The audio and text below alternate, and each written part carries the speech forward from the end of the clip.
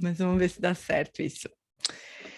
Bom, então vamos retomar a nossa leitura e eu vou fazer uma sugestão. Bom dia, Debs. Bom dia, Gus.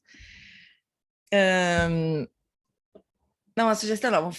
Vamos conversar uma coisa aqui. A gente estava nos últimos encontros, a gente estava falando sobre estava nesse trecho, né, que ele explica as 4 nobres verdades, conforme a visão do Hinayana, né? Então ele apresenta mais ou menos assim os 2 grandes caminhos budistas, né? O Hinayana e o Mahayana, né? O Hinayana seria um caminho que tem mais o propósito da liberação de si mesmo do samsara, né? E o Mahayana, ele justamente, o caminho do Mahayana, que é o caminho do Bodhisattva, né? Ele justamente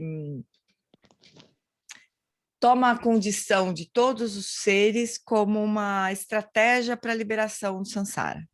Então, são caminhos muito diferentes, né? Como se o Hinayana fosse um caminho muito solitário. Ele não é, não que ele não seja compassivo, ele é compassivo, né? Mas o centro do caminho do Hinayana, do Theravada, né? É a liberação de si mesmo do samsara. E o Mahayana, então, a ferramenta do caminho Mahayana é justamente o foco no outro, na liberação do outro. Então, não é uma negligência de si mesmo, né? É que o Mahayana entende que a forma de liberação é por meio do outro, né? Então, é uma grande preocupação consigo mesmo, mas por meio da liberação dos outros seres, né? É um pouco diferente, assim. Então, aí aqui o Norman Fischer vai dizer, então, que as 4 nobres verdades, conforme elas são explicadas no Hinayana, né? Que é a origem do sofrimento, a sensação do sofrimento, a verdade do sofrimento primeiro, né? Onde está? O sofrimento, né? As 4 nobres verdades. Primeiro, o que o Buda fez, né? Ele levantou, que nem a gente estava conversando no último encontro, ele levantou do estado de iluminação perfeita dele, em vez de ele falar como que é legal ser iluminado, né? Para os outros, que não ia servir de nada, né? Porque os outros não têm a menor ideia do que seja essa experiência, né? Ele se levantou da árvore bode e foi falar sobre o sofrimento, que era o que importava para as pessoas, né? Todo mundo se relacionava com isso, né? Então, é um pouco isso. Olha, você está doente, aquela coisa do médico, né? Da conversa do médico com o paciente, olha, você está doente, né? Você percebeu que você está doente? Você fala, sim, eu percebi. Mas como será que isso aconteceu, né? A gente pergunta para o médico. Aí o médico falou assim, então, aconteceu assim, mas... E aí a nossa pergunta é, mas eu consigo... Tem cura isso, né? Seria a próxima pergunta. Aí o Buda fala, sim, tem cura. E a cura é o caminho do caminho dos 8 passos, né? Então essa é mais ou menos a primeira ação do Buda, ensinar as 4 nobres verdades. Isso é explicado dessa maneira no contexto do Hinayana, né? Então, no contexto do Hinayana, a gente tem que eliminar os obstáculos, né? A gente precisa eliminar o sofrimento. No contexto do Mahayana, ele vai dizer aqui mais para frente um pouquinho, deixa eu ver. Então, para o Hinayana, o Buda nasceu, viveu e morreu, né? E deu todos os ensinamentos e tudo mais e morreu, né? No Mahayana, os ensinamentos do Mahayana, o Buda não era mais um grande ser humano que viveu, nasceu e morreu e deu um monte de ensinamento, né? Ele era um princípio cósmico eterno. O Buda não nasceu, não morreu, não veio, não foi, ele é um princípio cósmico eterno, quer dizer, sempre existiu, sempre vai existir. Nessas escrituras, o Buda não cessou meticulosamente o sofrimento e, por fim, putz, isso aqui é uma tradução errada, eventualmente aqui, mas eu tenho que falar com o Vitor, para lembrar. Passou para o Nirvana, né? Por fim, ele passou para o Nirvana. Não é que ele nasceu, ele foi eliminando sofrimento, daí passou para o Nirvana, ou morreu, né? Na verdade, na visão mahayana, ele fingiu morrer para apaziguar e encorajar as pessoas, cujo sofrimento esmagador as colocava numa necessidade temporária da paz incessante do Nirvana, simples, precisa e final. De fato, o Buda nunca entrou na passagem final para o Nirvana. Como poderia isso acontecer, né? As escrituras mahayanas revelam que o Buda é uma projeção. Olha só que lindo isso. o Buda é uma projeção imaginativa iluminada sem fim. Não é que ele é uma projeção da nossa mente, né? Ele é uma imaginação sem fim, cujo propósito sem fim também era o mesmo de cada ser humano. Quer dizer, ser feliz e se livrar do sofrimento, né? Como se o Buda se unisse a cada ser humano para tentar, a cada ser, não só ser humano, né? A cada ser para poder ajudar esses seres a atingirem esse propósito, né? Então, o propósito do Buda era a compaixão, simplesmente, né? Esse era o propósito era a compaixão. O cuidado sem fim e a atividade salvadora queria aliviar o sofrimento de infinitos seres através do tempo e do espaço. Isso que é o Buda, né? É um princípio de compaixão que não tem fim, que não tem limite. É muito linda essa visão do Mahayana, né? Muito diferente, assim, né? Porque pensa assim, ó, nessa visão do Hinayana, a gente começou falando, né? A gente nem fez prática hoje, mas a gente vai fazer, tá? A gente faz depois de terminar a sequência, sei lá, faz uma reflexão sobre isso. Mas na visão do Hinayana, o Buda foi um grande ser que, né, que teve muitos insights e comunicou e ensinou esses insights e se livrou do samsara, por fim. Esse foi o Buda, né? A visão do Hinayana. Na visão Mahayana, que é a visão do Zen, que é a visão do SEB, né? Que é a visão de muitos centros budistas, na visão Mahayana, o Buda, ele se manifestou daquela maneira porque ele podia ajudar muitos seres daquela maneira, mas ele se manifesta infinitamente, sempre, para ajudar os seres, de todas as possíveis maneiras que a gente pode imaginar, né? Então, essa é uma visão muito mais ampla, muito mais difícil de a gente compreender, assim, né? Completamente. Mas, se a gente pudesse pensar, bom, o que é o Buda? O Buda é a própria compaixão operando, né? Sempre que a gente... O Alan Wallace esses dias disse que sempre que a gente vê uma virtude acontecendo, qualquer ser humano, ou qualquer ser, vamos dizer assim, manifestando uma virtude, aquilo é uma manifestação do Buda. Em qualquer ser, assim. Toda vez que a gente, né, tem uma ação virtuosa, aquilo é uma manifestação do Buda. Então, o Buda é isso, né? Ele é essa infinita manifestação de virtude e funciona só pela compaixão. A única agenda do Buda é a compaixão.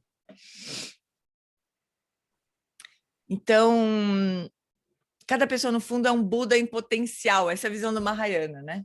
Cada ser pode se transformar num Buda completamente iluminado. Mas acho que eu perdi um pedaço aqui. O Buda, retratado pelas escrituras búdicas Mahayana, é a corporificação imaginária do amor. Imaginária, não sei se é bem no sentido de que ele é imaginado, né? Mas é porque o Norman Fischer, ele centra, né, a explicação dele, a visão dele na imaginação, né? Então, lembra que imaginação nesse sentido não é uma coisa que não pode acontecer, né? Pelo contrário, são as infinitas possibilidades, né? Na visão do Norman Fischer. Então, como se ele fosse a corporificação das infinitas manifestações do amor e da compaixão, né? Para a gente não ficar se batendo com esse negócio de amor e compaixão, vamos lembrar assim, ó, o amor e a compaixão, como diz o Matthieu Ricard, que é a visão mais bonita, mais simples, mais perfeita que eu acho, assim, de amor e compaixão, diferença de amor e compaixão, ou se é que a gente precisa explicar isso, né? Mas para a gente mesmo, assim. Mas ele fala que o amor e a compaixão são dois lados de uma mesma moeda, né? Que o amor, quando se encontra com o sofrimento, ele se transforma em compaixão. Então, é uma mesma energia, né? Obrigada, mamãe. Por exemplo, a minha mamãe trouxe café para mim por compaixão, né? Ela viu meu sofrimento por falta de café. Ela me ama, mas ela viu meu sofrimento por falta de café. Obrigada, mamãe. E trouxe um cafezinho para mim por compaixão. É bonita essa visão, né? Fala beijinho para a mamãe, então. Beijinho já foi. Já foi. Mas eu mando, Carmen, pode deixar. É bonita essa visão, né, de que o amor e a compaixão são uma mesma energia. Na verdade, as 4 incomensuráveis são uma mesma forma de Ah, minha mãe tem que vir dar um oi pra gente. É que agora ela tá de pijama, senão ela não ia vir nem a pau, nem arrastado pelo cabelo, né? Mas um dia eu peço para ela vir dar um oi, com certeza. A minha mãe é uma grande manifestação de amor, de compaixão. Ela é a pessoa mais amorosa assim, que eu conheço. Assim. Eu preciso quero ser igual a minha mãe. Eu confirmo, eu confirmo. Ela é muito amorosa. Então, mas as 4 incomensuráveis, né, que seria a forma como o Buda se manifesta, na verdade, as formas como o Buda se manifesta,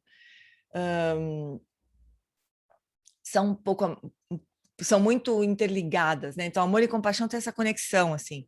O amor está sempre operando, né? Sempre procurando trazer felicidade para os seres, enxergando aquele olhar de jardineiro, como o Lama Saten diz, né? Que é super bonita essa visão, olhar de jardineiro, de olhar para as pessoas e ver o que elas precisam para poder florescer, né? Esse é o amor, assim. E aí esse amor, obviamente, né? Quando surge um problema com qualquer pessoa, o que você vai fazer? Óbvio que você vai querer ajudar a pessoa a sair daquilo, né? Então, é uma mesma energia, assim, né? Mas frente ao sofrimento ou frente ao tempo, assim, que o sofrimento está dando, né? Para as pessoas, assim. Mas estão sempre operando juntas, né? E a alegria empática também. Quando o outro se alegra, a gente se alegra, né? Então, é como se fossem manifestações que estão sempre integradas, né? Sempre, sempre com esse propósito de trazer felicidade, bem-estar e liberação para os seres, por fim, né? E a equanimidade, obviamente, a equanimidade é não escolher. Você merece ser feliz, você merece não sofrer, você não merece. Isso não faz nem sentido. Quando a gente coloca nesses termos, não faz sentido, né? Não aplicar a equanimidade, assim. Apesar de que eu sempre conto essa história, primeiro que ela é engraçada, né? Depois que ela pode ajudar a gente a refletir sobre isso. Um tempo atrás, eu e a Denise Barranco, a gente dava um curso juntas de meditação no SEB, né? Introdução à meditação, nem lembro bem como é. Acho que era introdução à meditação, coisa assim. E a gente ensinava essa prática das 4 incomensuráveis, né? Meta Bhavana, como o Lama Santa ensina. E tinha um japonês nessa turma aí, que falou assim, olha, eu acho isso muito bonito e tudo mais, mas a minha sogra... E eu achava, eu e a Denise já demos risada achando que era brincadeira do Lama Santa, inclusive, né? Que o Lama Santa vive brincando, tudo bem, mas a minha sogra, essa não merece, né? Sei lá, a gente achava que era uma brincadeira, mas não era. O japonês nem conhecia o Lama Santa, na verdade. Ele realmente achava que a sogra dele que tinha que sofrer um pouco para aprender, porque ela aprontava muito com as pessoas, e que ela devia sofrer, que ela precisava sofrer para aprender, né? E eu ia, olha, primeiro que foi engraçado o jeito que ele falou, mas era muito sério, sabe? Não era mentira dele, não era. Ele realmente achava isso. E eu e a Denise, a gente ficou numa situação assim de não saber o que fazer com o japonês, né? Nunca mais a gente encontrou com o japonês. Então a gente não sabe o que deu, mas a gente não conseguiu trazer algum argumento que falasse, tá a mais, né? A gente não conseguia fazer isso. O japonês estava completamente convencido que a sogra precisava sofrer, né? Aí não, foi 2013 isso, porque eu lembro, porque logo na sequência eu fui fazer o meu treinamento lá com o Alan Wallace do Cultivating Emotional Balance, né? Em 2013. Aí eu contei a história do japonês, quando ele estava ensinando 4 incomensurados. Eu falei, o que a gente fala com uma pessoa dessas, né? Porque a pessoa não estava convencida que o sofrimento é uma forma de aprender e tudo mais, que as pessoas que aprontam muito precisam sofrer, né? Aí o Alan Wallace fala, faz um pouco de sentido, porque muitas vezes o sofrimento é realmente a grande forma de as pessoas aprenderem as coisas e tudo mais. Mas o que ninguém pode, pelo menos, né? Ninguém pode se negar, primeiro desejar que isso aconteça, né? Primeiro, a gente pode deixar que a vida se encarregue disso, né? A gente precisa desejar que a pessoa sofra. Possivelmente a vida vai se encarregar disso, porque essa é a natureza do próprio Sansara. Então a gente não precisa nem fazer coro com o Sansara, né? Isso vai acontecer, com certeza, né? Então o Alan Wallace fala assim, o que a gente não pode se negar a desejar é de que a pessoa pare de plantar causas de sofrimento, né? E ela comece a plantar causas de felicidade. Né? Quer dizer, ela possa, entre essas causas de felicidade, por exemplo, é justamente aproveitar os sofrimentos, né, que a vida nos traz quer dizer, inevitavelmente, né? Isso pode ser uma grande causa de felicidade, uma grande causa de cessação de sofrimento, né? Mas, infelizmente, a gente não encontrou o japonês. Porque é isso, o amor e a compaixão não são só a aspiração de que o outro seja feliz agora e de que o outro se livre de sofrimento agora.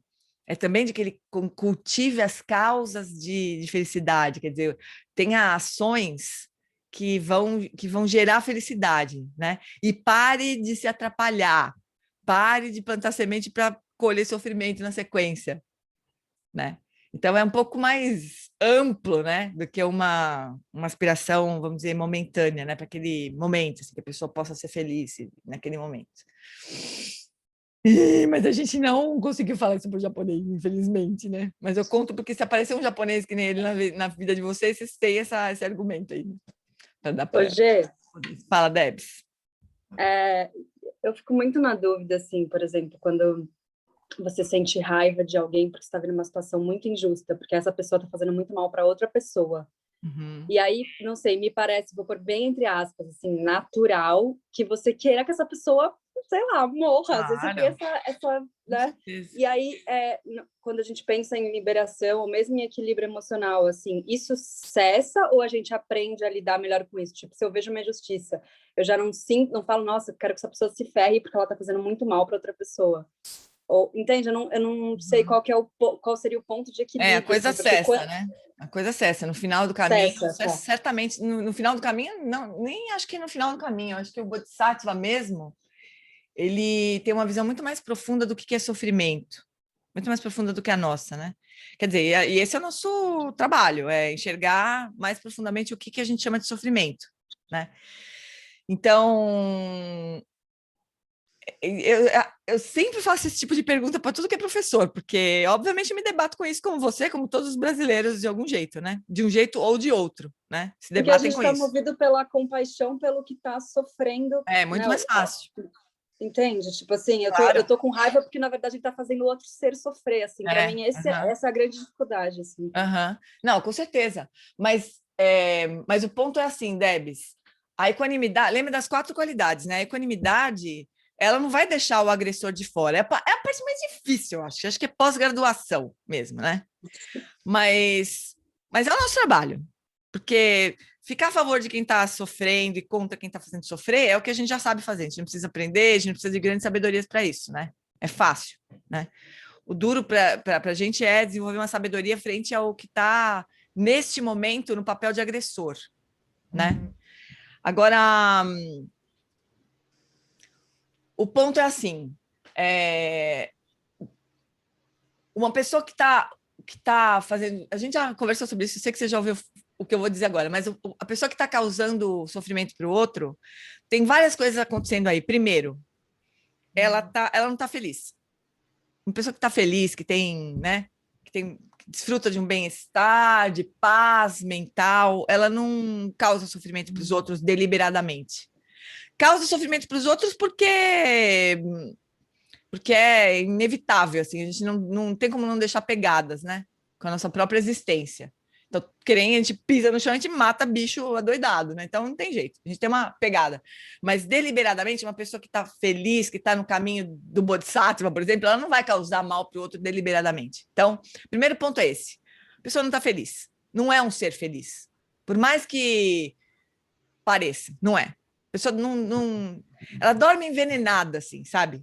Com veneno. Como é que eu vou me proteger dos meus inimigos? Como é que eu vou fazer os meus inimigos caírem? Isso é um veneno, assim, como se tivesse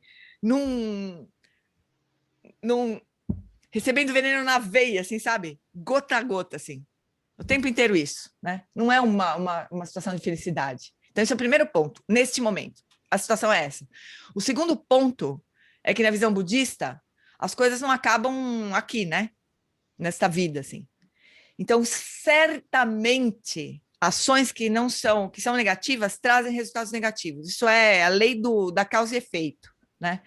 Essas pessoas vão pagar muito caro. E não é que a gente deseje isso, aquela, que se faz é que se paga, não é isso, né? Mas elas vão colher esse resultado, como também colhem de ações positivas, né? Mas ações negativas, elas colhem resultado de ações positivas também. Quer dizer, esse sofrimento que está sendo causado vai retornar para essa pessoa. Então, só rapidinho, só para terminar o raciocínio. Então, a gente sente compaixão, assim, enxergando as coisas num prazo maior, assim, sabe? Uma visão menos... O que não significa que a gente não vai combater essas ações negativas com todo fervor, né? Tipo, fora Bolsonaro, o que quer que a gente... né? Mas não é morra Bolsonaro ou dane-se Bolsonaro, não é isso. É fora Bolsonaro, por exemplo. Eu não quero fazer nenhuma propaganda política aqui, mas, por exemplo, por quê? Porque a gente quer tirar uma pessoa que, na nossa visão, né? Na nossa visão, está num lugar de poder e que está prejudicando milhões de pessoas. Então, a melhor coisa que a gente pode fazer para esta pessoa é tirar ela desse poder. Então, não é uma ação de raiva contra essa pessoa. É uma ação de proteção para essa pessoa, na verdade, né? Isso é um exemplo, óbvio, né? Para muitas pessoas, cada vez mais, talvez. Mas pode ser que não. Pode ser. Desculpa se alguém aqui não concorda com essa posição. Não é nem uma posição, eu só estou dando um exemplo. É uma posição, mas não é isso que eu estou querendo fazer, eu só estou querendo dar um exemplo, né? Vamos supor que você ache que o presidente de um país está causando mal para o país inteiro. O que você vai fazer? Tira a pessoa do poder para ele parar de fazer isso com as pessoas. Isso é uma ação compassiva. Para as pessoas e para ele mesmo. É uma ação de proteção. Agora, se você acha que não, que ele está fazendo bem, então tá bom, deixa a pessoa lá e deixa ela fazer o bem, se é isso que você acha, né? Mas a questão de você... a questão de lidar com o que você enxerga como agressor ou como uma pessoa que está causando mal para o outro é de pensar, essa pessoa está causando muito sofrimento, ela vai receber ela está plantando causas de sofrimento para ela mesma, né? E eu vou parar isso se eu puder. Isso é uma ação compassiva. Por mais que não pareça, né? A gente pode achar que, sei lá, a gente pode ficar, não saber direito o que fazer, afinal de contas eu não me manifesto. Sim, se manifesta. O papel do ativista, o caminho do ativista, vamos dizer assim, é de compaixão, não é de raiva, né? É de compaixão. Como é que a gente transforma a raiva que está mostrando para nós, olha, isso não está certo, né? Porque a raiva mostra isso para nós. Como é que a gente pega essa informação que a raiva está dando para nós e transforma em compaixão? Esse é o trabalho do ativista Bodhisattva. Fala, Val. Até dentro disso que você falou, pegando a pergunta da Débora, às vezes a gente confunde um pouco os conceitos, não sei. Por exemplo, ela sente raiva ou sente indignação? Porque a gente confunde. Às vezes a gente está sentindo a indignação por que é normal, que é do ser humano, que pode gerar uma raiva ou não. É o que você falou. A gente tem que separar as coisas. Acho que o budismo traz muito isso, da gente tentar identificar melhor aquilo que a gente está pensando. A gente acha que é raiva. Não, mas não é uma raiva. Não, às vezes é raiva, Val. A gente não pode também jogar para debaixo do tapete. Às vezes é raiva. Às vezes, se pudesse, você dava na cara da pessoa naquela hora. Na hora. Não sei, mas o que gerou? Mas o que está antes dessa raiva? Não, é o que ela disse. Ela está vendo que a pessoa está causando mal para o outro. Isso que está causando a raiva dela, né? Mas a gente não... Às vezes é indignação. Você fala assim, não é possível isso. Isso não pode continuar acontecendo. É indignação. Mas às vezes é raiva mesmo. E a gente precisa nomear e acolher o que a gente está. O que não significa também que a gente vai agir com base nisso, né? Tudo é assim, Val. Senão a gente corre o risco de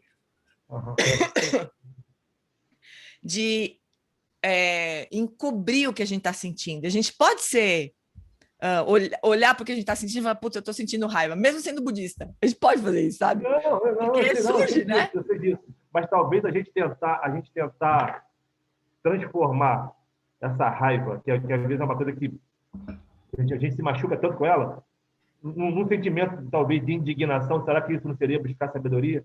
Sim, com certeza. Com certeza. Melhor seria já partir logo para compaixão, né? Deixa eu fazer alguma coisa aqui que ajude a todos, porque todos precisam ser protegidos e precisam de ajuda, todos. O ponto aí, e a parte mais difícil realmente, né? Por quê? Porque a gente tem as nossas preferências, né? E que a gente acha até que todo mundo devia ter igual, como é possível alguém apoiar um governo desses? Aí o que é a favor do Bolsonaro fica, como é possível a pessoa atacar um presidente? É só você ir, eu não tenho muito, as bolhas são separadas realmente, né, de comunicação, assim. Eu não consigo muito saber, a gente não consegue, uma bolha não consegue acessar o que a outra está vendo, né? Ouvindo e o tipo de informação que está recebendo, as bolhas não se comunicam por uma ação muito precisa, assim, das próprias estratégias de comunicação, né? Não é por acaso isso. Então, é muito bem elaborado, é uma estratégia mesmo, de dividir para reinar, mais ou menos, né? Vamos dividir a turma, não vamos deixar um falar com o outro e vamos, né, crescer onde é possível aqui. Então, é isso, a gente não sabe bem o que a outra bolha está recebendo, né? Nem de um lado nem do outro. Mas eu já, de vez em quando, eu intencionalmente entro nessas bolhas assim, para olhar, e é assim, o nosso presidente está, o que eu li, né? Como esse presidente é amoroso, olha o cuidado que ele tem com a população brasileira. Você fala, nossa, como assim, né? Você pode pensar. E aí o nego que está do outro lado da bolha, mesma coisa, né? Olha para nós, imagina, se você vê esse presidente como uma pessoa amorosa, que tem amor pelo povo brasileiro e tudo mais. Aí você pega, você sente tudo isso pelo seu presidente, né? Muita aí você cegueira, vai ver... Né? Oi? É muita cegueira. Então, dos dois lados. Mas vamos lá. Essa pessoa que enxerga o presidente desse jeito, ela vê os esquerdistas, os esquerdopatas, né? Falando, ela fala, como é que pode? É muita cegueira, né? É muita cegueira, como é que essa pessoa enxerga? Quer dizer, a gente precisa olhar isso, por mais... Mas o que acontece? A gente tem preferências, né? A gente tem o 7º elo lá dos 12 elos da originação dependente, que é Vedana. A gente gosta, a gente não gosta, e tanto faz pra gente, né? E a gente acha isso muito sério, muito impossível de ser diferente, às vezes, quando é uma situação polarizada desse jeito. A gente não consegue imaginar como é que o outro pode pensar diferente de nós, seja lá qual for o que a gente pense, né? Mas porque a gente tem esse gosto e não gosto. O Bodhisattva não tem, pessoal. Para o Bodhisattva que se dane o gosto e não gosto. É muito raso para a visão do Bodhisattva. A visão do Bodhisattva é assim, eu vou livrar todo mundo do sofrimento, os que eu gosto e os que eu não gosto. Não importa. É esse o ponto. Não significa que eu vou deixar o presidente, se eu acho que, né, cada um vai agir no máximo da sua sabedoria, né? Possível nesse momento, né? É o que nós temos para hoje, né? A gente não tem uma visão completa, né? Como eu já tentei arrancar de muitos mestres diferentes, assim, para ver como é que eles enxergam isso. Então, por exemplo, uma das coisas que o Tenzin Wangyal Rinpoche me falou no começo dessa história toda, né? Acho que que pena que a Janaína não está aqui, mas a gente foi perguntar para ele, a gente foi entrevistar o Tenzin Wangyal antes da eleição, ou logo depois do segundo turno, acho que logo depois do segundo turno, né? Da última eleição. E a gente foi conversar com ele, falou assim, então, está acontecendo isso, o que a gente faz? A gente perguntou para ele. Falou, vocês já estão fazendo há muito tempo. Quer dizer, a visão de que tudo que acontece é resultado de muitas causas e condições e que a gente, de alguma forma, contribuiu para todas elas, né? Ou pelo menos para uma parte delas, é muito importante também de ter, né? O que a gente fez como sociedade para ter esse resultado? É uma pergunta que a gente poderia se fazer, né? Quer dizer, a gente já está fazendo coisas há muito tempo. Não foi assim, caiu um asteroide aqui e acabou com o Brasil. Não é esse o caso, né? O asteroide estava aí girando faz tempo. O asteroide estava lá girando, falou, vou cair, bum, caiu. Mas tá lá, ó, faz tempo que tá lá. Vários asteroides, né? Sei lá. Enfim, é assim, né? Agora, o nosso trabalho é expandir a nossa visão, né? É agir com a partir da compaixão, né? Transcender a raiva. A raiva traz uma informação para nós, né? A raiva, a indignação, qualquer que seja a reação que a gente tem às coisas, né? Ela traz informação para nós. Olha, isso está errado. O nosso primeiro trabalho será que está errado mesmo? Realmente isso tá... E que parâmetro que a gente pode usar? A gente precisa usar a ética nessa questão, né? A gente podia ler o livro do Dalai Lama sobre ética, né? Além de religião, né? Por exemplo. Quais são os princípios que a gente pode usar como norteadores, assim, né?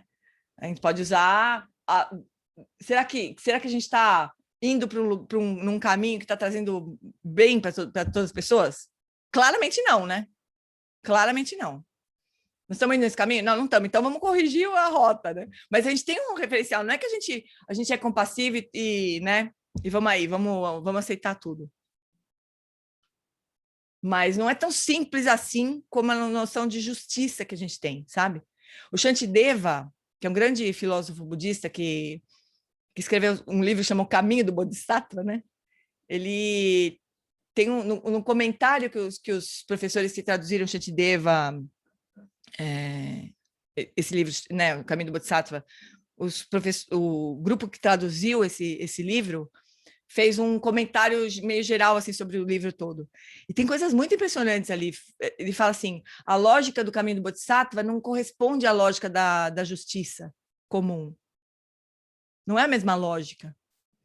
Para a justiça comum é assim, vamos pegar essa pessoa, vamos isolar essa pessoa, vamos jogá-la num lugar que ela vai ficar impedida. Isso faz sentido também do ponto de vista do Bodhisattva. Vamos restringir, né? Vamos fazer uma restrição de danos, assim, uma contenção de danos. Mas não para por aí. Não é só pegar a pessoa, jogar num lugar e deixar ela presa lá. Não é isso, né? Como é que a gente faz para a mente dessa pessoa poder se libertar, né? É um pouco mais complicado, né? Quer dizer, é um pouco mais difícil mesmo, né? Mas eu acho que a gente não pode começar... A gente precisa... a gente não pode jogar o que a gente sente para debaixo do tapete. E também a gente não pode agir com base nisso, de uma forma sem reflexão, sem essa visão mais ampla, sabe? O mais amplo que a gente possa ter no momento, né? A gente está no caminho, a gente vai seguindo o caminho, né? Um caminho de ampliar a visão, assim.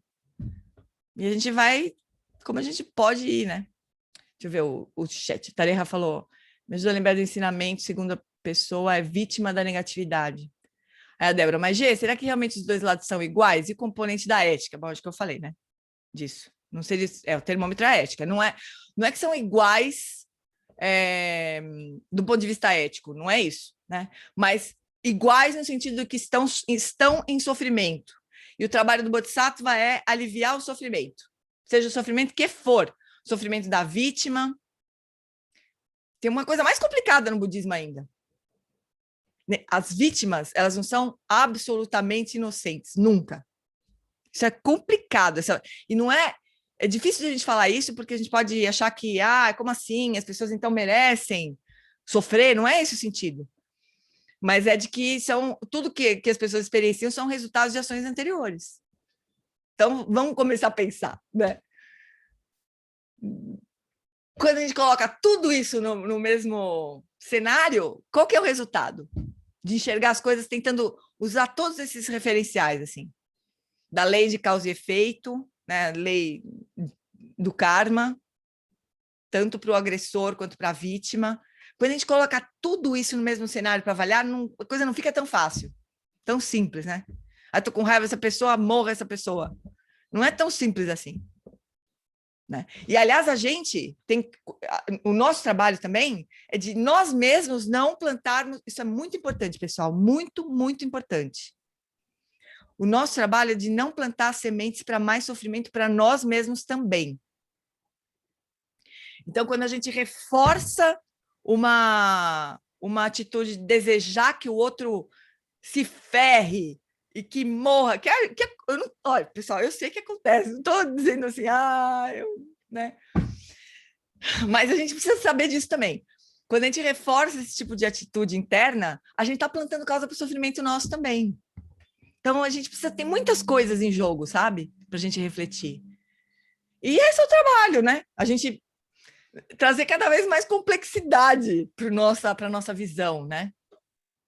Deixa eu ver o que está rolando aqui no... A Débora... Só um pouquinho, Dri, só um minutinho, deixa eu só ver uma coisa. A Camila falou justiça restaurativa. Isso, a justiça restaurativa traz esses elementos, né? Tanto que é mais complicada, né? Acho que podemos colocar nossa força nas iniciativas. Exatamente. Essa é uma coisa legal demais, né? De colocar uma forma de responder a nossa indignação, a nossa raiva, é justamente isso, apoiando ações, forças mais positivas, né? Que podem... Que não vai ser assim, eu vou resolver a situação para sempre. Não, mas a gente vai apoiando ações que são positivas, né? A Ju falou, nada que não tenha sido merecido, como diz o Lama Santa. Exatamente. Não é exatamente assim, né? Nada que não seja merecido, mas isso ajuda a gente a lembrar. Quando alguma coisa muito horrível acontece, ou alguma coisa negativa acontece, isso é um resultado de ações anteriores, né? A gente não precisa ficar, nossa, o que será que eu fiz para merecer isso? Não é esse o ponto, né? Mas é fato, esse é um fato, né? Dado, assim. Quem explica muito bem a lei do karma é a venerável Robina Curtin, logicamente. A Robina Curtin dá um show disso. Um link, o material dessa explicação. Qual, Juju? Explicação. Da Robina. Eu acho que tem gravar. Ela deu um ensinamento para o Brasil sobre karma. Eu posso tentar recuperar. Se alguém tiver. Deixa eu pegar meu caderninho. Agora eu inventei de ter caderninhos diferentes para... Eu só me atrapalho porque eu já não sei mais que caderninho que eu tenho que marcar. Mas espera aí, deixa eu ver. Robina Curtin. Ela dá uma explicação bem clássica sobre karma, sabe? Que não é muito palatável para a gente, muitas vezes, né? A gente fala, putz, como assim? As pessoas colhem o resultado. É difícil para a gente ver isso, né? Porque a gente se solidariza com aquele sofrimento, a gente quer livrar o outro sofrimento, e a gente vai continuar querendo, né? Não é que a gente, porque a gente entende a lei do karma, que a gente fala assim, então tá, vamos deixar a pessoa sofrer porque ela tá pagando aí. Claro que não, né? A gente não tem essa sabedoria para enxergar todas as tramas do karma. Claro que a gente vai tentar livrar a pessoa do sofrimento de qualquer jeito, entendendo, sem entender a lei do karma, de qualquer jeito, né? Mas compreender um pouco mais profundamente alivia um pouco, assim, né? A Lúcia falou, não podemos jogar as coisas para debaixo do tapete, como diz o Freud, as emoções não expressas nunca morrem. Acontece que isso é um conceito um pouco complicado, assim, porque não jogar debaixo do tapete não significa dar porrada no outro só porque está com raiva. Não é essa a ideia, né? É olhar para a raiva, não jogar debaixo do tapete, mas olhar, falar assim, realmente a raiva está me trazendo um dado sobre a minha visão de mundo, e aí avaliar esse dado está correto, esse dado não está correto, com todas as outras, tudo que a gente está trazendo aqui, como é que fica essa raiva, né? É isso, né?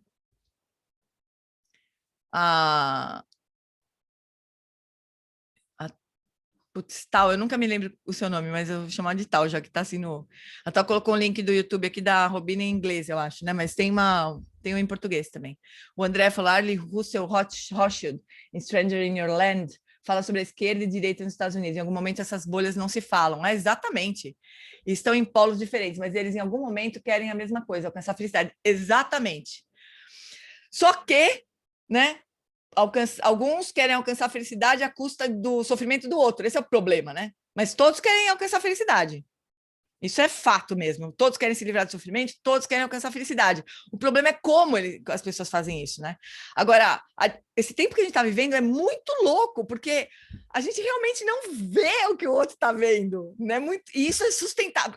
Sempre foi assim, né? A gente nunca vê o que o outro está vendo. Sempre tem o nosso filtro, né? Mas agora tem uma inteligência por trás sustentando esse filtro, né? E fica muito mais difícil de a gente confrontar o filtro que o outro está usando, né? Nossa, é um momento muito louco mesmo, assim, muito louco. Por isso que a gente precisa cuidar muito, assim, né? Dri, fala, querida. Desculpa que eu fui andando aqui no...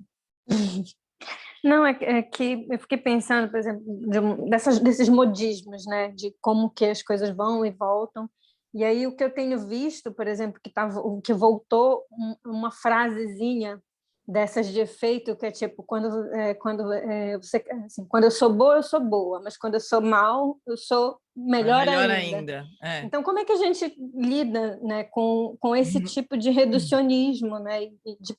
Que diz de coisas que levam a cada vez mais polarização, a cada vez mais quando você fala como é que a gente sofrimento. Quando você fala como é que a gente lida, você quer dizer o quê? Que você faz com essa pessoa? Conversa com as pessoas, porque a gente já ouviu isso, por exemplo, em encontros do SED, né? Tipo, como mediar um pouco isso, né? Dizer assim, tipo, bom, não é bem assim, sabe? Bom dia.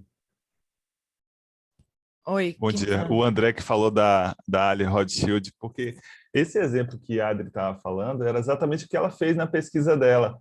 Ela foi para campo e disse, espera aí, o que os republicanos acham sobre os projetos sociais que estão sendo efetivados agora? Que isso era na época do Obama, né?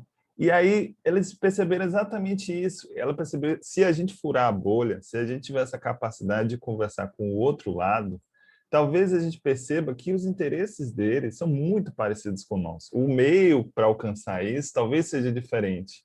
E talvez aí que está, a gente não trate com tanta desumanidade o outro por achar que ele é tão diferente da gente quando não é, entendeu? E ela foi para campo fazer essa pesquisa, porque o que eu achei mais interessante como socióloga, ela foi furar a bolha.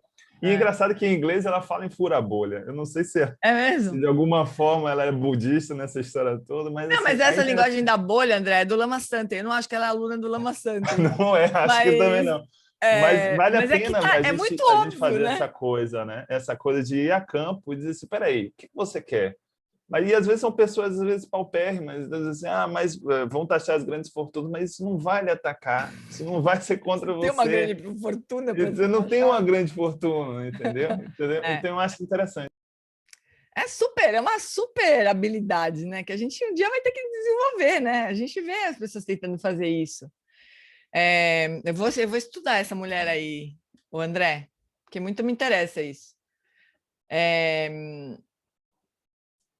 Então, mas voltando um pouquinho mais para o que a Adriele falou, a gente precisa de... primeiro o trabalho todo é interno, né? Primeiro de tudo, o trabalho é interno. É assim, se a gente tiver raiva da pessoa que fala isso, a gente perdeu, né? A gente fala, a gente pode ignorar, e aí vai acontecendo o que está acontecendo. É assim que acontece, né? O que está acontecendo. A gente vai ignorando as pessoas que pensam diferente da gente, né? A gente fala, que se dane você acha, você pensa assim, então, não quero saber de você, cancela, né? E assim as bolhas vão se fortalecendo, né? A divisão entre as bolhas vai se fortalecendo. Então, não sei, talvez o que não funciona muitas vezes é confrontar frontalmente mesmo, assim, sabe? Especialmente no momento que a pessoa está tomada por aquela emoção. Aí não adianta mesmo, ela tá num momento que o Paul Ekman chama de período refratário, ela não vai te escutar. Simplesmente, ela está querendo fortalecer a posição dela. Então, tudo que for contrário ao que ela está sentindo, ela vai ignorar, ela não vai ouvir, né? Então, esse é um período refratário. Então, diretamente, frontalmente, a pessoa vai... É natural, assim. Se a gente atacar, a pessoa vai se defender, não é? Então, o ponto é a gente tentar se aproximar de uma outra maneira, por um outro lado, assim. Talvez até trazer esse ponto que o André comentou, sabe? Em outras áreas, o que a gente tem em comum, sabe? E, às vezes, é só uma falha defensiva mesmo, sabe, Dri? As pessoas estão com medo, né? O medo é o grande afeto circulante, assim, como diz o Gessé Souza e outras pessoas. O medo é o grande afeto circulante. Então, as pessoas às vezes falam frases assim e se colocam na posição de quem vai sair para porrada porque estão com medo, né? Medo é muito poderoso, né? É muito destrutivo, né? Eu não sei, amores, não tem uma saída só, né? Mas o ponto, a pergunta da Débora é super importante porque a colocação do André e tudo mais, porque o primeiro trabalho nosso é esse. Porque senão a gente vai querer sair consertando o outro. E não é isso, sabe? Não é consertar o outro. É enxergar, não é tentar fazer o que o outro faça o que a gente quer. Isso não é o trabalho do Bodhisattva. O trabalho do Bodhisattva vai ajudar o outro a se livrar do sofrimento, na vida dele, na mente dele, no coração dele. Esse é o trabalho do Bodhisattva, né? Não é fazer o que a gente quer. Ou ter a ideia que a gente... fazer o outro mudar de ideia e ter a ideia que a gente tem, né? Então, esse é o primeiro trabalho. Já deixa eu... Oi, Arthur. Fala, Amorim. Não sei se estamos muito no fim do horário, mas talvez seja uma dúvida um pouco ampla. Mas é sobre o karma. Tem muita coisa que eu não entendo sobre karma. E nesse ponto do merecimento, eu acho que esse é um dos pontos que eu menos entendo, assim. Porque karma é causa e efeito, mas karma também é meio que um hábito, né? É o hábito que a gente cria de agir de certas maneiras. Uhum. Então, em certo sentido, as ações que geram karma negativo são, por si, também resultado de karma negativo, né? Eu estou habituado a reagir com raiva às pessoas que machucam, portanto, eu machuco elas novamente por estar com raiva, etc, etc. Como que a gente pode falar até em responsabilidade, né? Porque você precisa ter liberdade para ser responsável por alguma coisa. Se você não decide o mal que você faz a alguém, você é responsável? Exatamente, essa é uma grande questão. Como que funciona isso? É uma super questão essa. Primeiro que, assim, Arthur, não é exatamente merecimento, sabe? É resultado, né? Não é que você merece colher resultados negativos, é simplesmente resultado negativo que você vai colher, não é que você merece, né? Mas as ações têm resultados, né? E o que você falou é super importante, quer dizer, o Alan Wallace tem uma discussão grande sobre isso. Será que a gente tem mesmo livre-arbítrio? Será que a gente tem mesmo essa liberdade? Ou a gente está sendo guiado pelo nosso karma? Essa é uma super pergunta. A gente não tem livre-arbítrio, na verdade. Não tem, a gente está sendo guiado pelos nossos karmas. Então, a gente é responsável no sentido de que a gente também, por outro lado, tem a liberdade de trabalhar nos nossos hábitos, para poder se livrar deles. E, aliás, o caminho budista é exatamente esse, né? Jogar a luz, se livrar dos karmas e poder agir com base em outros referenciais que não os nossos hábitos negativos e tudo mais. Então, tem essa responsabilidade nesse sentido. Agora, aí que tá, o que o Lama Santen sempre fala, que é difícil às vezes a gente compreender, né? Ele fala isso, a pessoa tem culpa de ter agido assim? Ele fala assim, olha, os seres são seres kármicos, sabe? Todos os seres são kármicos, eles estão perdoados de saída. Mas é difícil a gente ouvir isso, especialmente quando é uma coisa muito horrível, né? Mas é isso que você falou, eles estão agindo com base em hábitos. E eles não têm liberdade frente a esses hábitos neste momento, mas eles podem ter. Então, nesse sentido, eles têm responsabilidade, né? Eles não podem simplesmente continuar. Vamos aí, vou continuar, porque tem a síndrome de Gabriela, né? Eu nasci assim, eu cresci assim, eu vou ser sempre assim. Não, né? Existe um caminho para se livrar dos hábitos negativos. Existe o caminho da sabedoria, né? Então, eu vejo assim, sabe, Arthur? Mas essa discussão sobre a liberdade, culpa e tudo mais, ela é muito importante. Por isso, e aí o trabalho do Bodhisattva é ajudar as pessoas justamente a se livrarem dos karmas, né? Dos hábitos negativos e jogar a luz. É esse o caminho do Bodhisattva. Não é punir, não é, né? Isolar o cara que está... Porque todos nós... O Lama Santen fala muito isso. A gente faz isso também. A gente faz isso o tempo inteiro. A gente está o tempo inteiro respondendo a resultados kármicos. E a gente possivelmente só não fez uma grande besteira porque a gente não caiu no lugar certo para fazer uma grande besteira. Porque a gente não sabe o que tem nessa colinha de karma, diz o Lama Santen. A gente não sabe. Se a gente for exposto a uma situação muito difícil, talvez karmas muito negativos se manifestem. Então, não é o caso de a gente ficar apontando o dedo para as pessoas que estão aprontando. Porque se a gente tivesse... Talvez se a gente tivesse na situação deles, possivelmente, né? Se tivesse os mesmos hábitos, caísse no mesmo lugar que ela caiu, a gente faria a mesma besteira. Então, é mais ou menos assim, né? O samsara é uma prisão. E na medida em que a gente está numa prisão, a gente não tem dentro da prisão liberdade, porque estamos presos. Mas existe um caminho para fora dessa prisão. Exatamente. Tanto é que existe iluminação, existe Buda, né? E nesse fora da prisão temos liberdade para sair desses karmas. E dentro da prisão também a gente vai ganhando certas liberdades, né? Mas até que todos os karmas sejam iluminados, vamos dizer assim, né? Porque não é uma prisão concreta. Se fosse uma prisão concreta, a gente talvez não tivesse mesmo saída, né? Mas não é. Elas são a parede da prisão é feita de karma mesmo, né? E a gente tem caminho para iluminar o karma. Não é fácil, não é de uma vez só, talvez, pode ser que não, mas existe isso, né? E talvez enquanto a gente não tenha essa lucidez completa, a gente pode fazer o que o Buda disse, pelo menos você não atrapalha o outro e se você puder, você ajuda. Mas pelo menos você não atrapalha. Se você não conseguir ajudar, pelo menos você não atrapalha, né? Esse é o primeiro sugestão do Buda, né? Você não continuar afundando no samsara, né? Agora, amores, o que... Vixe Maria. Rubem.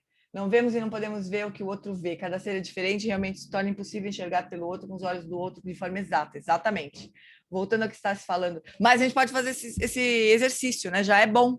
Esse exercício de tentar se colocar no lugar do outro e tentar enxergar o mundo pelo olho do outro é um exercício que vale a pena fazer. Até para a gente imaginar como seria se a gente tivesse...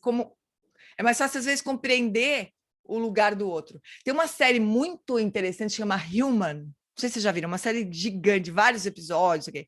E vai contando as histórias de pessoas que aprontaram, que fizeram coisas horrorosas, né? Mas é quando você vai ver a história do cara, você quase que entende. Você fala, meu, se eu tivesse no lugar desse cara, acho que eu teria feito a mesma coisa, né? Porque a pessoa não teve chance, às vezes, né? Então, é um bom exercício. Mas você tem razão, a gente nunca, lógico, nunca vai conseguir exatamente enxergar como o outro, né? Mas vai abrindo um pouco o nosso coração, assim.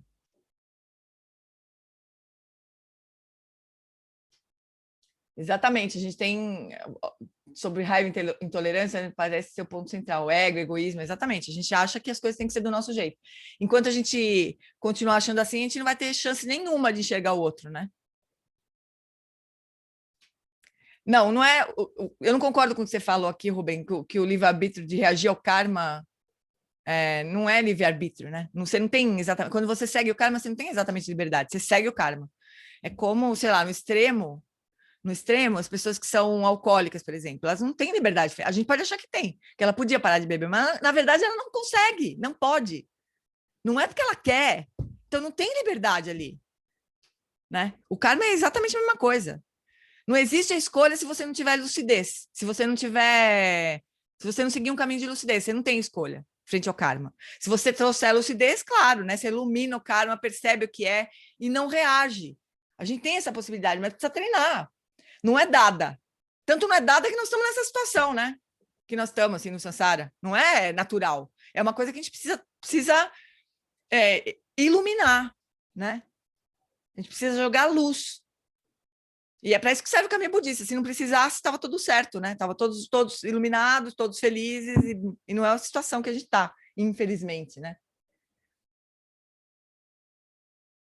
Então, o nosso trabalho é se livrar o máximo possível dos condicionamentos, né? E a proposta do Mahayana, ela é muito inteligente, assim, porque ela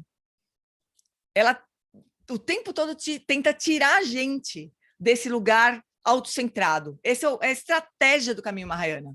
É colocar o outro em primeiro lugar. A gente pode pensar, putz, mas como assim o outro? E eu? Né? A gente logo pensa, mas e eu? Né?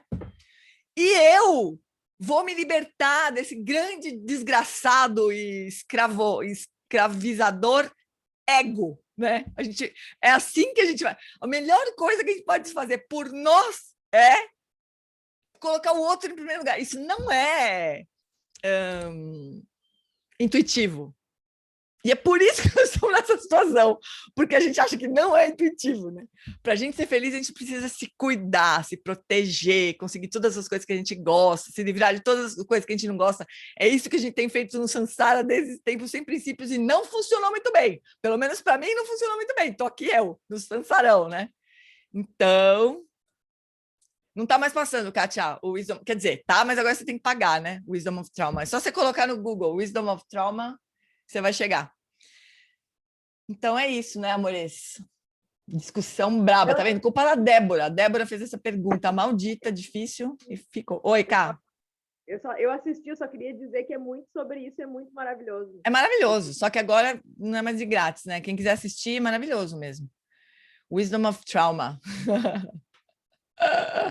A Débora não está desculpada, não, querida. É brincadeira. Mas quem quiser assistir o Wisdom of Trauma é um filme sobre trauma, obviamente, né? Muito lindo, assim. E como que essas situações marcam a gente daí perde a liberdade. A gente não tem liberdade, pessoal, no Sansara. Esse é o problema, a gente não tem liberdade, né? A Jetsuma conta um sonho, não sei se eu já contei para vocês, mas a Jetsuma conta um sonho que ela teve, que ela estava numa prisão, né, nesse sonho. E era uma prisão com era um prédio assim com vários andares, tinha uma cobertura que era maravilhosa, tinha uma masmorra assim que era horrorosa. E daí as pessoas eram levadas de um lugar para o outro e não sabia nunca para onde que ia, se ia para a cobertura ou para a masmorra. Aí teve uma hora que ela começou a fazer uma campanha assim dentro da prisão, de fugir, né, da prisão. Aí ela falava com as pessoas, escuta, vamos fugir daqui. E as pessoas, não, para quê? Imagina, não dá, né? E ela falou, mas você não tá vendo que a gente às vezes vai para cima, às vezes vai para baixo, não tem lógica nenhuma esse negócio, vamos embora daqui. E as pessoas, não, às vezes a gente passa um tempo lá na cobertura, maravilhosa, né? Até que, enfim, ela conseguiu convencer uma galerinha, assim, de fugir. Daí eles saem correndo, né? E aí ela sai correndo e um grupo de pessoas atrás dela, ela correndo, mas ela disse que corria, ela olhava para o lado, ela estava sempre girando em volta da prisão. Sempre correndo em volta, assim, não conseguia se afastar da prisão, né? Aí uma hora ela pensou assim, mas não está resolvendo correr, eu só estou me cansando aqui, não estou conseguindo fazer nada. Aí disse que ela olhou para trás e viu as pessoas, ela pensou assim, mas se eu parar, as pessoas vão parar também e vão voltar para lá. E quando ela teve esse pensamento, a prisão desapareceu. Quando ela pensou que ela não podia deixar de correr, porque os outros iam parar também, a prisão sumiu. Daí ela chegou num lugar lindo, com umas casinhas lindas, meio reino dos deuses, assim, tudo lindo, né? Bateu numa porta de uma pessoa, e a pessoa abriu a porta e falou, nossa, que bom, finalmente você tá aqui, né? Não sei o quê. Aí ela, ai, puxa, mas foi tão difícil fugir de lá, as pessoas não queriam sair e tudo mais, foi difícil. Então, mas agora você vai ter que voltar para lá, viu? A pessoa falou para ela. Ela falou, como assim voltar para lá? Eu fiz um sacrifício para fugir de lá e trazer 10 negros comigo. Como é que agora eu vou ter que voltar para lá? E a pessoa, eu não sei o que fazer, eu não sei como é que eu faço para convencer, eu não sei o que eu tenho que fazer. Aí a pessoa falou assim, não, você tem que voltar, e não é você que faz, são os Budas que fazem, você só volta e fica ali por perto, só fazendo o que você for aprendendo, né? Esse é o sonho da Jetsuma, Tenzin Palmo, né? Então ela tem que, o Bodhisattva é esse, ele volta para o Sansara e só manifesta as intenções dos Budas, né? Isso que os Bodhisattvas fazem. Não tem como sair e ficar naquela cidadezinha maravilhosa lá. Muito bonita essa metáfora da Jetsuma, né? Mas a coisa não é simples, né, amor? A gente precisa... acho que o nosso trabalho para nós e para o outro também, sabe? A Lama Santen às vezes fala isso, eu acho super bonita essa visão. E eu tenho observado o Lama Santen. Próxima vez que vocês virem uma palestra, alguma coisa que tem perguntas e respostas com o Lama Santen, observa o tipo de resposta que ele dá. Tenta observar a mente do Lama Santen. Vocês vão perceber que ele tenta sempre, que é possível, né? Ele tenta sempre ampliar a visão do outro. Ele não responde diretamente, assim, sabe? Ele tenta sempre ampliar a visão do outro. Então, o último retiro que foi aqui em São Paulo, né, que a gente coordenou aqui, organizou o retiro do Lama Santen, uma pessoa estava com muita raiva, assim, do que está acontecendo, né? E com as vacinas, e como que a gente faz. Eu queria ver o Buda sentado do lado do Bolsonaro, se ele ia ter essa paciência que você está falando, que a pessoa estava enfurecida, né? O Lama Santen, ele deu uma... Ele começou a falar assim, não, mas olha, veja que as pessoas realmente elas fazem coisas absurdas quando elas estão fechadas, né? Numa certeza, em alguma coisa muito rígida, né? Você viu o que aconteceu na Segunda Guerra? As pessoas fizeram barbaridade, sabe? Começou a mostrar para o cara que não é uma situação só nossa nesse momento, é um pouco, é o problema do Sansara esse, né? Um defeito do Sansara, de a gente se fechar nas nossas certezas e dentro dessas certezas, as barbaridades todas fazem muito sentido. Né? O Lama não falou isso, não, para falar a verdade, no começo ele falou, sim, é um absurdo o que está acontecendo, sabe? Ele meio que se solidarizou com o cara, porque na verdade o Lama Santen pensa isso também, né? Que é um absurdo o que está acontecendo agora, né? Mas, então não é que ele estava manipulando, ele estava, né? É realmente uma besteira, e não achava isso, né? Ele acha isso. Mas aí, então ele foi um pouco validando o que a pessoa estava sentindo, mas tentando ampliar a visão da pessoa, sabe? Porque não tem uma coisa que a gente vai resolver numa única conversa, né? Então, talvez, Dri, você pode tentar imitar o Lama Santen e tentar ampliar um pouco a visão dessas pessoas, né? E a sua, é o nosso trabalho interno, né? Meio hábil, exatamente. Às vezes não é confrontar, às vezes já viu o Lama confrontando também, dando aquelas porradas que você fala, nossa, a pessoa não vai se juntar nunca mais. Mas, às vezes, não é. Então, obviamente, faz parte da sabedoria do Lama, né? Que a gente aspira um dia a ter também. Mas uma das estratégias que ele usa é essa, de ampliando a visão, né? Foi o que o Tenzin Wangyal fez comigo também. Olha, vocês estão fazendo isso há muito tempo, quer dizer, isso não foi uma coisa que aconteceu assim, do nada, então o que vocês vêm fazendo, né? E ele falou também uma coisa importante para mim na época, sabe? Ele falou assim, olha, é um grande resultado de muitas causas, muitas condições, e que vão ter desdobramentos. Então, pode ser que tenha coisas positivas que vão sair daí também, porque sempre tem. Então, talvez você precise confiar um pouco mais nos processos, né? É o que eu estou tentando fazer até hoje, mas não é uma coisa fácil de fazer, né? Mas é isso, amorzinhos, vamos fazer uma prática rápida e para a gente poder deixar isso tudo repousar no nosso coração, né?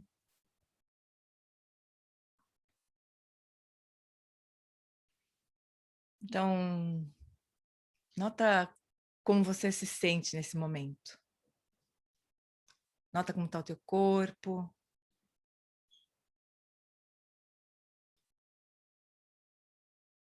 Se ele está agitado, se ele está calmo.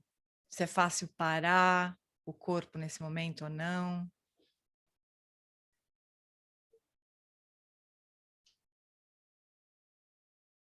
Sente como está a sua respiração, se ela está tranquila. Se ela está curta, acelerada.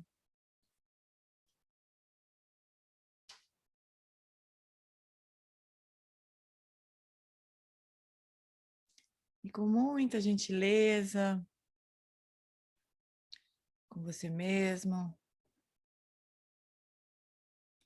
dá um tempo para o corpo pacificar, para o corpo acalmar, para a respiração voltar para o ritmo natural. Deixa a consciência levar essa intenção amorosa de cuidado para todo o seu corpo. De relaxar, de soltar as tensões, soltar o esforço por trás da rigidez do corpo, das tensões do corpo.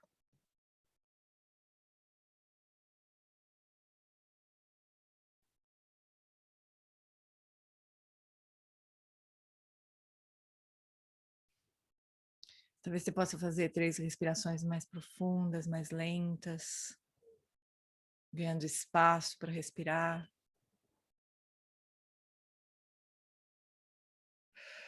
Soltando todo o esforço em cada expiração.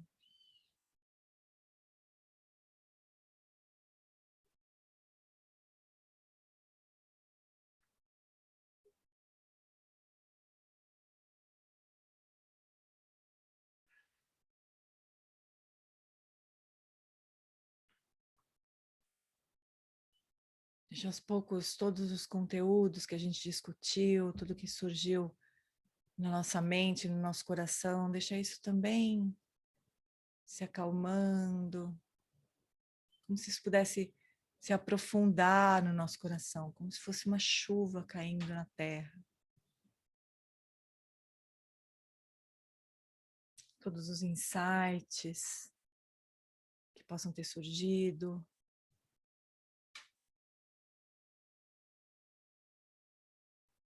Essas tentativas nossas de ampliar nossa visão, um ajudando o outro a ampliar a visão, os lamas nos ajudando. Deixa tudo isso se aprofundar no coração.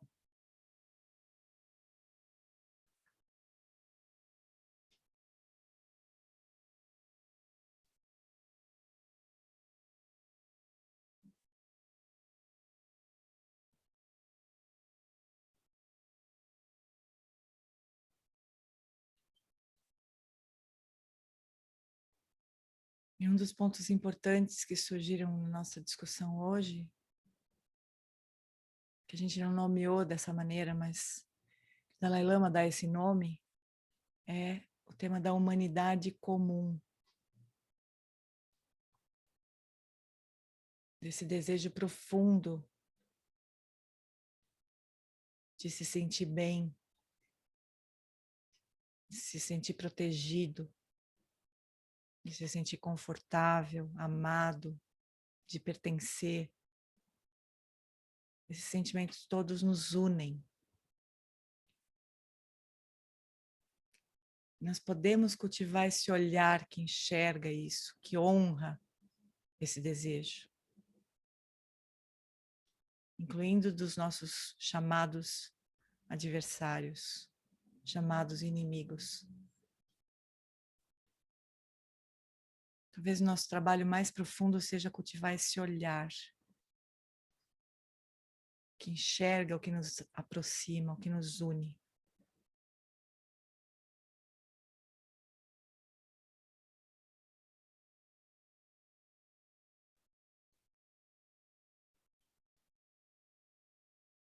E cultivar profundamente a aspiração de que todos se livrem da confusão. Que todos possam manifestar compaixão, amor, alegria empática, equanimidade. Que todos nós possamos ter cada vez mais lucidez, liberdade,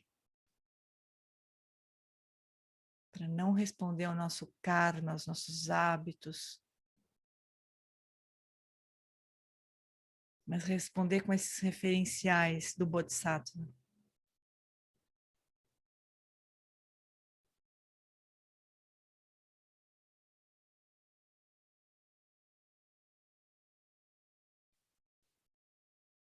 Que a gente possa nutrir essa aspiração cada vez mais, ajudar um outro a nutrir essa aspiração.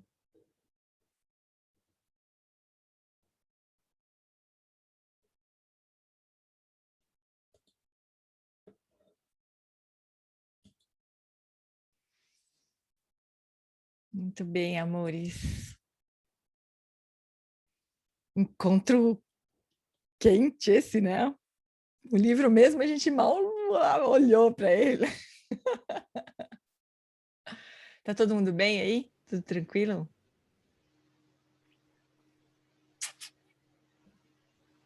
Então tá, fofuras. Semana que vem a gente se encontra então de novo. Certo? Obrigada. Beijo, Obrigada, Gê. queridos. Obrigada. Obrigada, Beijo. Gê. Obrigada, obrigada a Obrigado. todos. Beijo. Beijos. Obrigada. Obrigada. Até Beijo, semana. beijo, beijo. Obrigada, Gê. Obrigada, meu amor. Muito bom. Muito bom. Obrigada, Gê. Beijo, obrigada, queridos. Beijão.